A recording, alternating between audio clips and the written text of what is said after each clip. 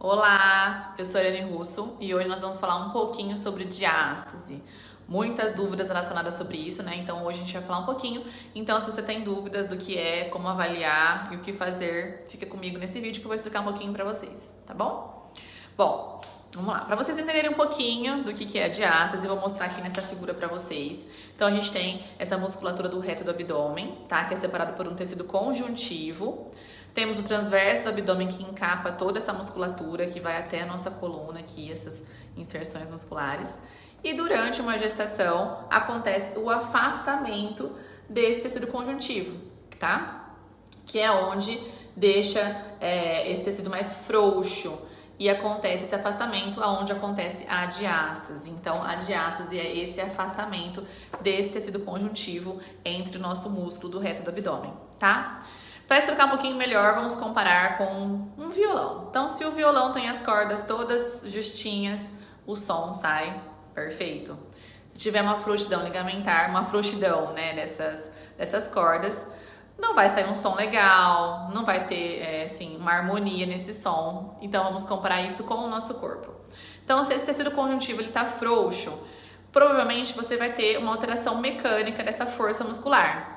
E isso vai causar, vai desenvolver vários fatores, né? Desde dores na coluna, até mesmo fraqueza abdominal, dificuldade de fazer movimentos abdominais, alterações posturais.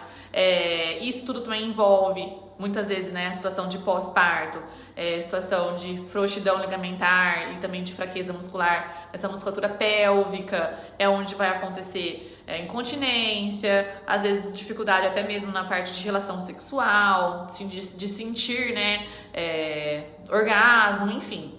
Então são várias alterações e várias disfunções que isso acontece e sem contar também na parte estética, né? Muitas vezes a gente não consegue ter um abdômen um pouco mais definido devido a essa diástase.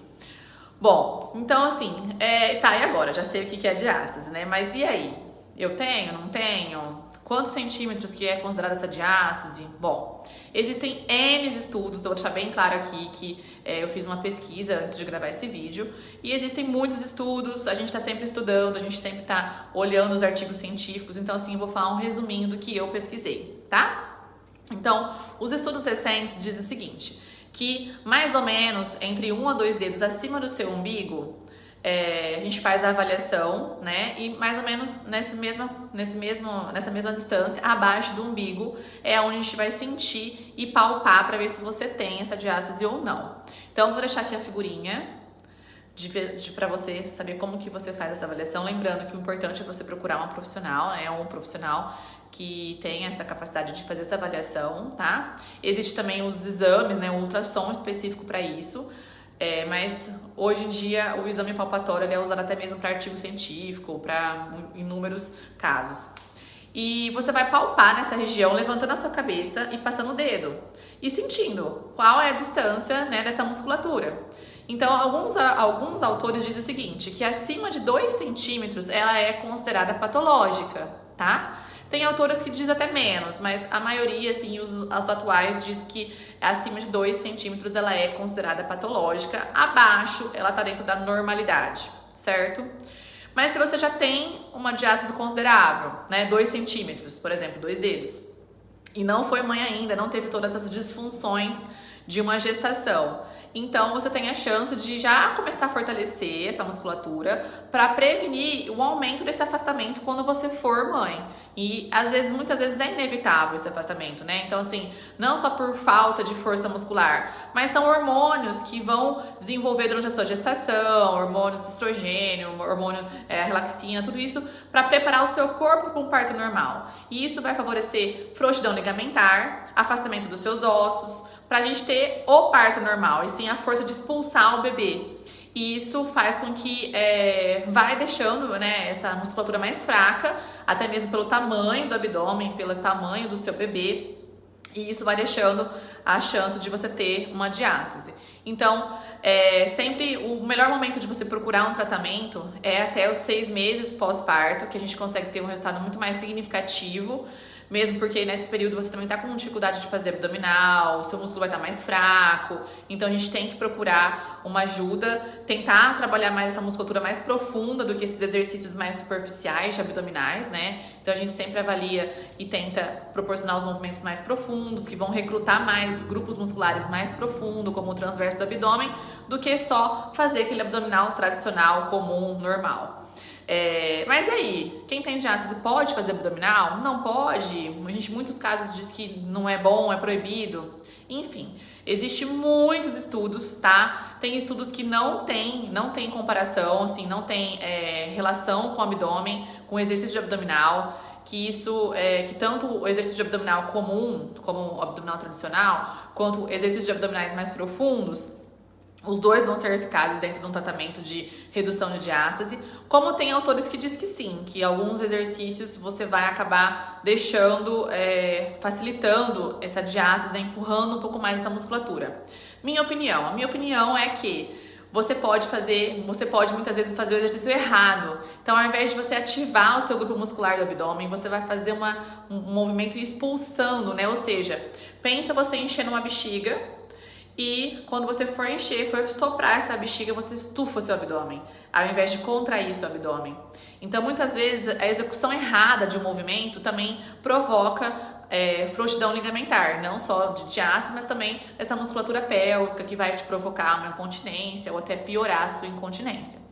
Treinos de força, principalmente, que você não ativa seu abdômen corretamente. Então, tudo isso envolve, não é só um fator, entendeu? São vários fatores que vão envolver e piorar ou não. Então, eu sempre também tenho uma opinião do seguinte: para que ficar insistindo, né, em 3, 4 séries do mesmo músculo, forçando? Porque aí você começar a forçar, você não começa mais a ativar esse músculo, mas você não começa a ativar o músculo corretamente. Você começa a compensar, começa a estufar a barriga. Então, eu sou da opinião de fazer ativar um grupo muscular, trocar para uma musculatura mais profunda, mudar de posição, fazer exercício em pé, deitado, prancha, enfim. Existem tantas posições, né, tantos movimentos para ser avaliados, e tentar evitar exercícios mais completos, exercícios que você não tem força, né? Às vezes fazer uma prancha mais completa, suspensa, e sim tentar deixar, né, o seu joelho mais apoiadinho. Então são vários fatores que vão envolver. Então a minha opinião sobre poder e não poder é isso. E quem tem dificuldade de fazer esses exercícios de abdominais, a gente indica o LPF,